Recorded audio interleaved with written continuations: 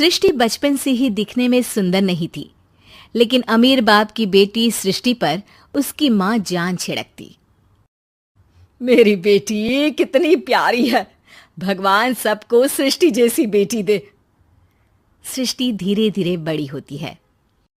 एक दिन सृष्टि की सहेली कहती है, तू दिखने में कितनी अजीब सी है, लेकिन मैं जानती हूँ हम सब में सबसे अच्छी शादी तो तेरी ही होगी।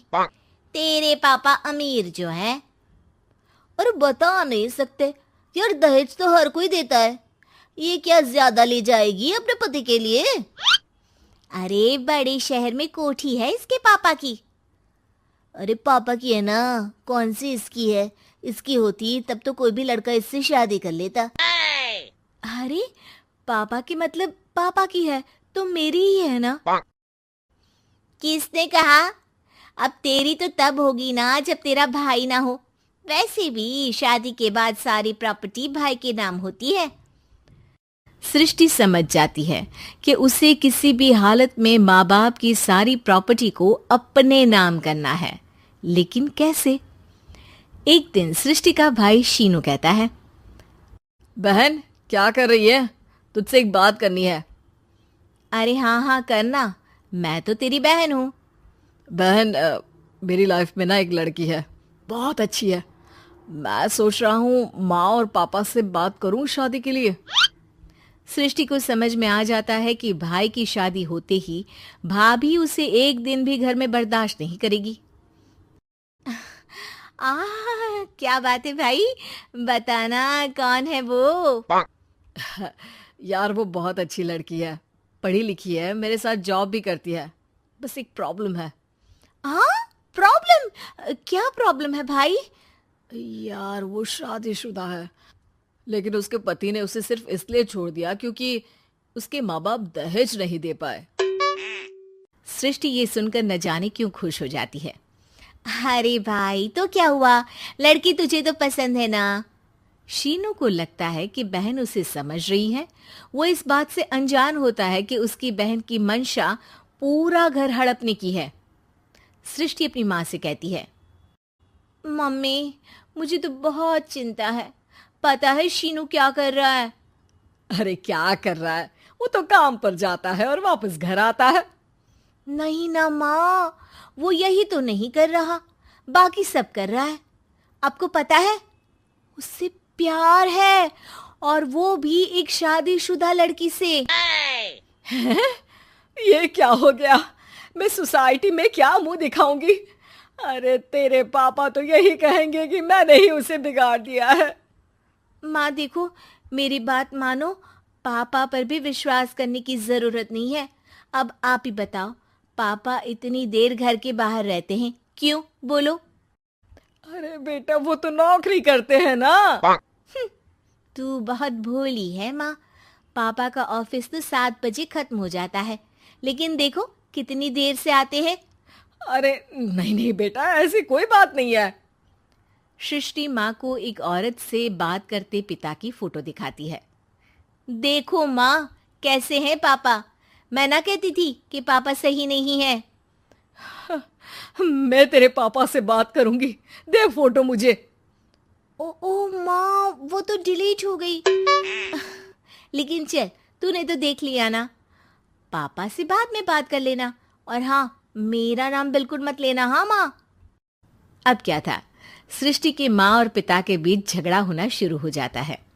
सृष्टि के मन में क्या चल रहा था कोई नहीं जानता था।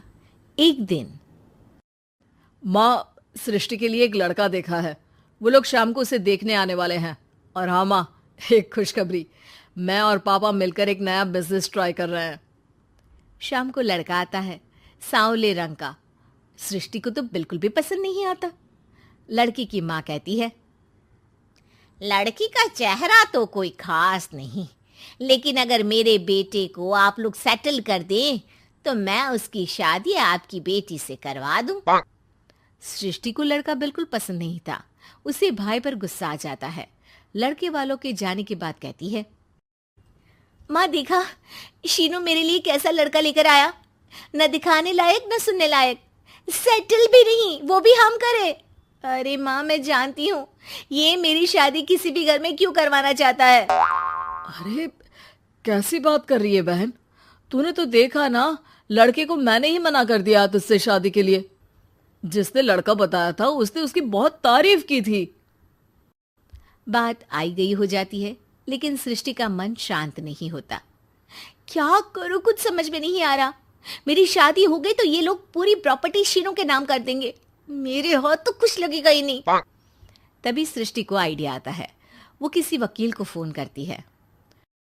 जी देखिए, अगर आपके मम्मी पापा का तलाक हो जाता है तो आपके पिता की आधी प्रॉपर्टी आपकी माँ के नाम हो जाएगी, फिर उसे वो किसी को भी दे सकती है। सृष्टि अब माँ को बेटे के खिलाफ भरती है। माँ, शीनू पर नजर रखा करो। वो जिस लड़की के प्यार में है ना, वो शादीशुदा है। यहाँ आएगी, सारा पैसा, रुपया, जमीन, जायदाद सब हड़प लेगी। पापा का भी हाल तुमसे छुपा नहीं है। ऐसा ना हो कि मैं और आप एक दिन सड़क पर भीख मांगे। हे भगवान, मैं तो जीते जी मर जाऊंगी अगर ऐसा हो गया तो। ऐसा हो गया नहीं माँ, ऐसा ही होगा। अभी समय है, आगे का सोच लो। मैं तो कहती हूँ पापा से आधी प्रॉपर्टी लेकर अलग हो जाओ। पापा की आधी प्रॉपर्टी भी हम लोगों को अगर मिल जाती है ना, तो अगले 7 जन्म सफल समझो। बेचारी माँ बेटी के कहने पर पति से तलाक लेकर अलग हो जाती है। सृष्टि अब पैसों से गाड़ी और अपने दूसरे महंगे शौक पूरे करने लगी। उसके दोस्त भी उसके पैसे इस्तेमाल करते। सृष्टि, कल तुम कहाँ थी?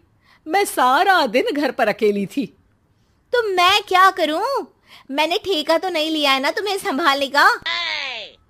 माँ को सृष्टि से ये उम्मीद नहीं थी। वो बैठकर रोने लगती है। वहीं उसका पति यानी कि सृष्टि के पिता आ जाते हैं। मैं जानता था कि तुम्हारा यही हाल होगा, तो आपने मुझे रोका क्यों नहीं? मैं रोकता तो तुम रुकती क्या? सृष्टि के कहने पर तुमने मुझ पर, अपने बेटे पर शक किया, लेकिन तुम ये भूल गई कि कैसे हम दोनों ने मिलकर जीवन में इतना सब खड़ा किया। माँ पति के गले लग जाती है। मुझे माफ कर दीजिए, मैंने आपकी कमाई का एक बड़ा हिस्सा गवा दिया। कोई बात नहीं, तुम साथ हो तो मैं ऐसी 7 प्रॉपर्टी खड़ी कर दूंगा। तभी वहां सृष्टि आ जाती है रोते हुए। माँ, मयंक ने मुझे छोड़ दिया। वो बोल रहा था जब तक मेरे पास पैसे थे तब तक ही वो मेरे साथ था। पापा, माँ, मुझे माफ कर दीजिए।